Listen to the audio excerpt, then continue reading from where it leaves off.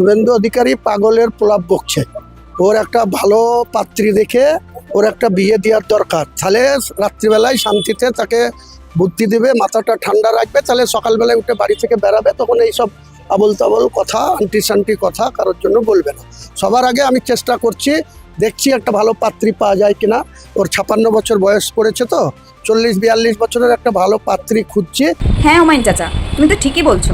আমাদের মুখ্যমন্ত্রী পাগল হয়ে গেছে, উল্টোপাল্টো কথা বলছে, আবল তাবল কথাও আপনাকে শুনতে হচ্ছে। তাই পাত্রী কবে দেখবেন, কবে দেখে বিয়েটা দিবেন বলুন? পাত্রী জুটছে না, পাত্রী খুঁজে পাচ্ছেন না। পাত্রী যখন খুঁজেই পাচ্ছেন না, তাহলে তোমারও একটা বউ আছে, দিয়ে দিন। अरे कहना क्या चाहते हो? ততদিনকে যখন খুঁজে পাবেন তখন নাহলে ফেরত নিয়ে নেবেন। ততদিনকে আপনাকে উল্টোপাল্টা কথা শুনতে হবে না। সে অনেক দিন ধরে বলছেন তো যে একটা পাত্রী দেখে বিয়ে দেবো, মাথাটা ঠান্ডা থাকবে, উল্টোপাল্টা কথা বলবেন না। ততদিনকে কাজটা চালিয়ে নিক। ये भगवान क्या जुल्म है? মুখ্যমন্ত্রী পাগল হয়ে গেছে, মুখ্যমন্ত্রী বিয়ে দিবে একটা 40-45 বছরের।